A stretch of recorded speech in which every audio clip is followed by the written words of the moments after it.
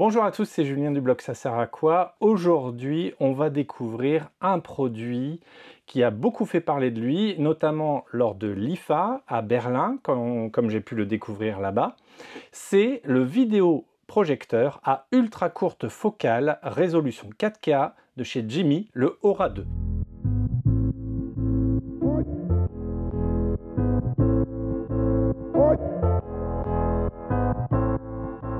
Vous voulez savoir s'il tient ses promesses? J'ai pu le tester pendant 3 semaines dans différentes configurations, mais je vais vous expliquer un petit peu tout ça dans cette vidéo. Comme d'habitude, on va d'abord commencer par la partie déballage de ce vidéoprojecteur. Dans la boîte, vous avez le vidéoprojecteur et en dessous, vous trouverez 2 piles AAA, le cordon d'alimentation et une télécommande, ainsi que quelques documents. Comme vous pouvez voir, le vidéoprojecteur Aura 2 a un design vraiment élégant et minimaliste. On retrouve du tissu sur l'avant et sur le dessus. En termes de boutons, ça reste assez simple. On va retrouver un bouton de mise en marche. Donc pas de fioritures. On retrouve juste le logo Jimmy indiqué juste au-dessus. À noter aussi, c'est que le tissu a été spécialement traité pour le rendre résistant à la poussière, à l'eau et à l'huile. Pourquoi l'huile? Je ne le sais pas trop, mais bon, a priori, c'est bien. Jetons un œil un petit peu plus en détail autour de ce vidéoprojecteur. Donc comme je vous ai dit, sur le dessus, vous avez le logo Jimmy, et le seul bouton présent, c'est le bouton d'alimentation, qui est situé sur le coin inférieur droit. Il y a une petite lumière LED qui indique bien sûr qu'il est en fonctionnement. À côté de ce bouton, il y a un petit logo qui indique que c'est un son par Harman Kardon. En termes de dimension, on est sur 14 cm de hauteur, 51 cm de longueur et 27 cm de profondeur. Par contre, ce petit bébé pèse quand même 9 kg. Je l'aurais bien porté ici à bout de bras pour vous le montrer un peu plus proche, mais ça reste d'être un petit peu périlleux. Et à l'arrière, on va retrouver toute la partie connectique. On retrouve bien sûr l'entrée d'alimentation, un port RJ45 pour le brancher sur le réseau, une prise audio jack 3,5 mm et 3 ports HDMI. Le premier port HDMI prend en charge la norme eARC pour envoyer le son. On a aussi 3 ports USB 2.0 et une sortie optique. Dans l'ensemble, le Aura 2 a un style assez impressionnant et très minimaliste. Pour le mettre en route, vous appuyez sur le bouton. Le couvercle de l'objectif s'ouvre automatiquement car il est motorisé. Et ça a un effet plutôt cool. L'avantage d'avoir un capot qui se referme quand le produit n'est pas utilisé, c'est que forcément, ça va venir protéger l'objectif des poussières, etc.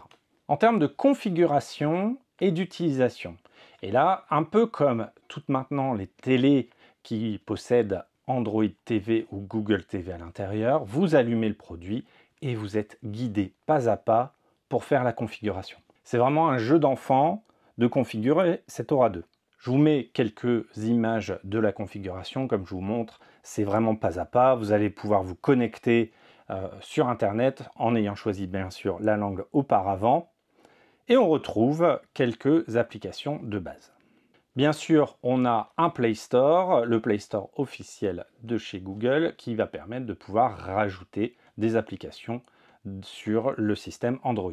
On a par contre un petit bémol en parlant des applications, c'est qu'il n'y a pas de Netflix par défaut. Et donc c'est une histoire a priori de licence, je ne suis pas un expert là-dessus. Donc vous n'aurez pas la version Android, enfin Google TV de base de Netflix. Il y a des moyens, on va dire, dérobés pour installer ce Netflix. Par défaut, Jimmy propose une installation via une version plutôt mobile de Netflix, qui n'est pas du tout la même version qu'on peut retrouver sur les télé Android ou les box TV type Android, Nvidia Shield, voilà, ou les Fire Stick même. Donc ça, c'est un petit peu dommage de ne pas pouvoir bénéficier de base, encore une fois, de Netflix. Alors comme vous pouvez le voir sur les vidéos, automatiquement, on va avoir une correction automatique du trapèze. Vous pourrez ensuite corriger le trapèze via 4 points, voire même plus de points, c'est-à-dire 8 points pour corriger parfaitement le trapèze. Et après, vous êtes parti en termes d'utilisation. À savoir quand même, c'est que le démarrage de l'appareil prend environ 12 secondes quand l'appareil est chaud, c'est-à-dire qu'il a déjà été utilisé précédemment. Par contre, quand l'appareil est froid, il faudra environ 53 secondes pour qu'il se mette en route. Alors passons à ce qui nous intéresse quand même le plus avec ce Aura 2, c'est la qualité d'image. La qualité d'image de l'Aura 2 est vraiment époustouflante.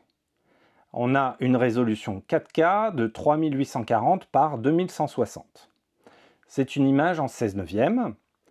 On a des couleurs qui sont vraiment vibrantes et puisqu'on a une couverture de spectre colorimétrique de 99% de DCI P3. Alors, désolé encore, je ne serai pas un expert, là je donne les chiffres pour ceux qui vont vraiment chercher cette information. On retrouve ça sur le site de chez Jimmy. Je suppose que c'est une bonne chose. On a un ratio par contre de 1 million pour 1 en termes de contraste, et ça je sais que clairement c'est important. Moi j'ai constaté une image nette et totalement détaillée, elle était vraiment magnifique. En termes de luminosité, on a 2300 lumens qui le positionne un peu en haut du panier en termes de spécifications justement sur cette luminosité. Encore une fois, l'image est vraiment époustouflante. On bénéficie en plus des technologies HDR10 et Dolby Vision. Mais forcément, pour en profiter au maximum, il va falloir être équipé au mieux. Alors, le Jimmy Aura 2, il est fait pour être projeté par exemple aussi sur un simple mur blanc. Alors même si vous avez un mur de couleur, on va pouvoir corriger. L'appareil possède une sorte de scan de la couleur pour pouvoir adapter la couleur à la couleur de votre mur. Donc si c'est un blanc cassé. Pour info, moi j'ai testé sur un mur qui est violet assez foncé et on retrouve une image quand même qui est plutôt propre. Dans les tests que vous pouvez voir, n'étant pas équipé, j'ai acheté sur Amazon un écran à 69 €. Clairement, ce n'est pas un écran de cinéma. Donc, on va dire que je sais très bien que c'est l'écran qui baisse un petit peu toute la qualité. Je m'imagine avec un vrai écran de cinéma et c'est là où je pense que ça doit être fantastique. Par contre, il faut savoir c'est que les écrans ALR, qui sont les écrans vraiment faits pour les courtes focales, sont vraiment les produits les plus adaptés à l'utilisation de projecteurs courtes focales. Les écrans ALR ont en fait leur positionnement, je ne sais pas si c'est des cristaux ou le tissu, qui est positionné légèrement vers le bas, qui fait que comme la lumière vient du bas, en fait on capte toute la lumière. Donc forcément, le plus adapté, c'est un écran ALR, mais ça a un coût. Un écran ALR coûte aux alentours de 1000 €.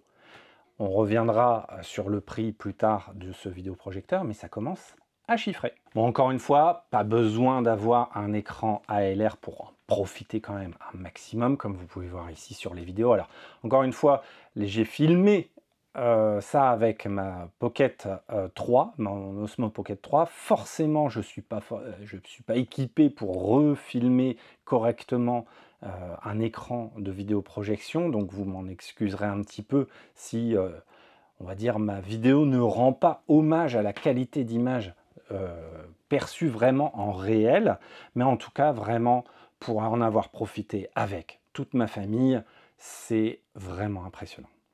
Alors pour finir un petit peu sur tout ce qui est qualité d'image, le Aura 2 propose 7 modes de vision d'image.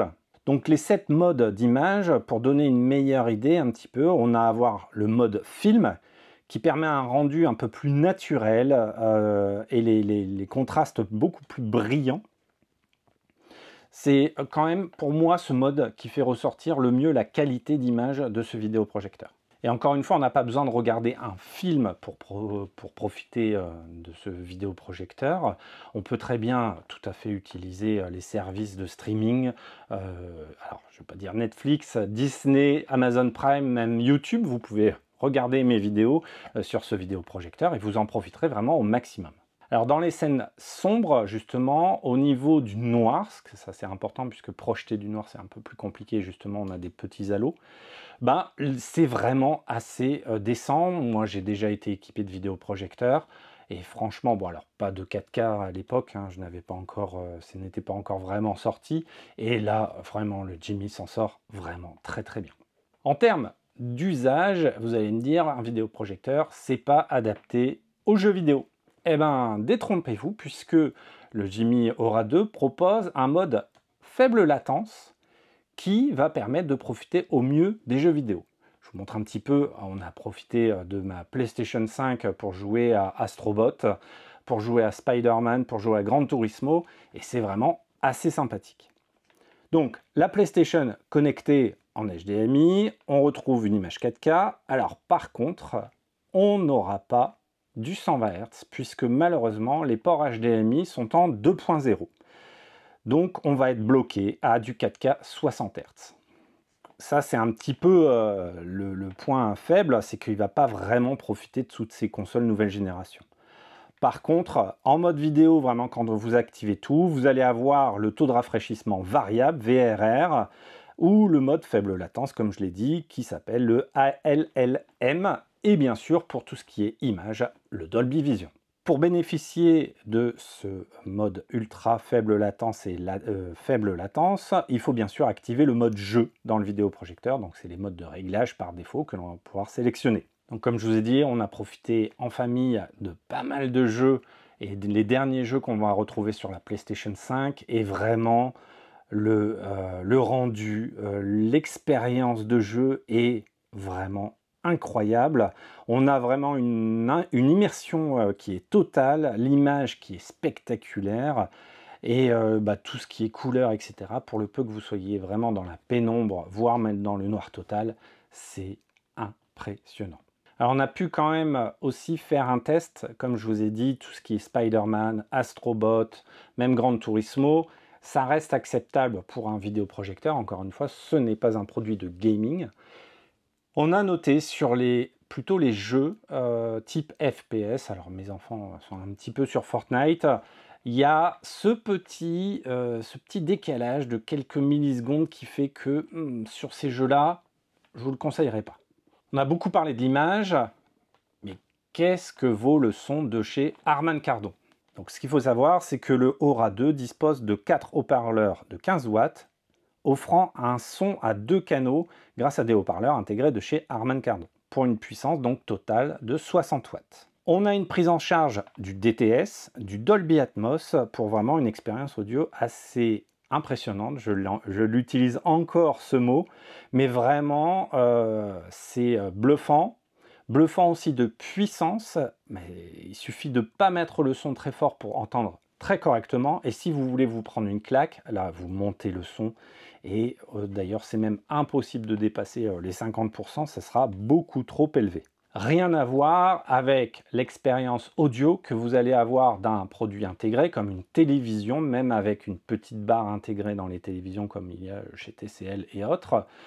Pour avoir vraiment ce genre de qualité de son, moi, je peux comparer ça seulement avec une vraie barre de son. Alors forcément, vous n'avez pas de caisson de basse. Il y a quand même de bonnes basses, mais par contre, ce n'est pas l'équivalent d'un caisson. On est d'accord. Après, si vous voulez vraiment, et si vous êtes déjà équipé d'un système surround avec barre de son, etc., forcément, n'oubliez pas que vous pouvez sortir le son via le port HDMI et ARC ou avec la sortie optique. Voilà, donc maintenant, place à la conclusion. Est-ce que ce Jimmy Aura 2 vaut le coup? La réponse, pour moi, c'est oui, définitivement. C'est vraiment une expérience de visionnage qui est bluffante quand on a l'occasion de pouvoir en profiter. Je reviens pas dessus, la qualité d'image, le son qui est hyper puissant, le design qui lui aussi est plutôt élégant, simpliste, minimaliste comme je vous ai dit. On va le mettre dans son salon et ça ne jure pas, comme on pourrait même d'ailleurs avoir le cas avec une barre de son. C'est beaucoup plus simple. En termes de points négatifs, et oui, il en faut bien. Donc je vous ai déjà mentionné malheureusement la non-intégration de Netflix par défaut, ou un Netflix qui n'est pas terrible puisque non utilisable vraiment avec la télécommande. Un petit point négatif, et ça je pense encore une fois, c'est que les gamers n'iront pas vers ce genre de produit-là. C'est le faible, enfin, la latence, on va dire, pour la partie FPS. Encore une fois, hein, pour les autres types de jeux un peu plus aventure, ça passe sans aucun problème.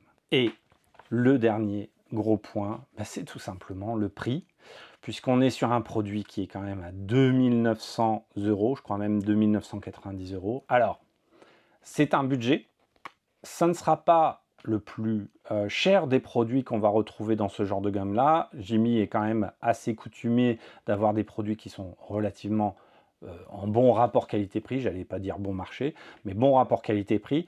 Donc, si vous voulez vraiment profiter d'une expérience et que vous avez la place, un écran, voire même encore une fois un simple mur, bah, ça peut quand même valoir le coup. Une télé, maintenant, bah, sur une très bonne télé, on peut monter très rapidement aussi à 3000 €. Donc peut-être vaudrait mieux ne pas investir sur une très bonne télé et plutôt prendre ce genre de produit-là.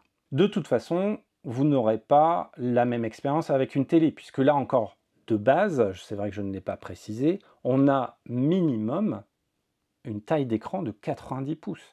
90 pouces si on le colle complètement au mur. Si on le décale, on va passer à 100 pouces, 120 pouces, voire même 150 pouces de diamètre. Voilà, c'était mon retour par rapport à ce test du Jimmy Aura 2, mon premier test de vidéoprojecteur ultra courte focale. Je remercie la marque Jimmy de m'avoir prêté ce vidéoprojecteur, donc ce n'est pas une collaboration, je ne garde pas le produit malheureusement. Mais voilà, donc c'était mon avis, vous avez mes retours. En tout cas, si vous avez bien aimé cette vidéo, n'hésitez pas, hein, le petit like, le petit abonnement, la cloche pour les notifications, vous connaissez un petit peu, tout le monde vous bassine avec ça. Si vous avez des questions sur le produit, ben, je me ferai un plaisir de répondre à ces questions. Mettez-les-moi dans les commentaires. Voilà. C'était Julien, du blog Ça sert à quoi. Je vous remercie pour votre attention.